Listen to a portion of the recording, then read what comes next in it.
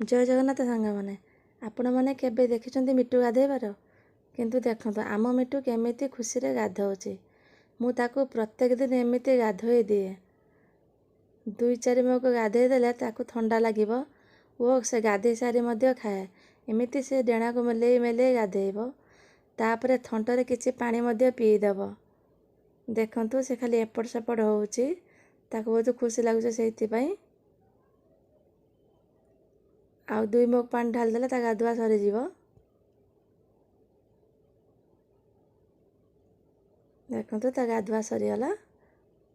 ତାକୁ ମୁଁ ବର୍ତ୍ତମାନ ଖାଇବାକୁ ଦେବି। ଦେଖନ୍ତୁ ତା ପାଇଁ ମୁଁ ନାଡ଼ୁକୁ ଆଣିଛି ଖାଇବାକୁ ଦେମି। ମିଟୁ ମିଟୁ ସେ ରାଗି ଯାଇଛି, ନାଡ଼ୁ କାଟି ନେଉନି। ତା ପାଖକୁ ଦେଲେ ନେବ। ତା ଥଣ୍ଟରେ ଦେଖନ୍ତୁ ନାଡ଼ୁ କାଟି କେମିତି ନେଇଗଲା। ଏମିତି ସବୁ ନାଡ଼ୁକା ଖାଇ ମଞ୍ଜିକୁ ବାହାରକୁ ଚୋପା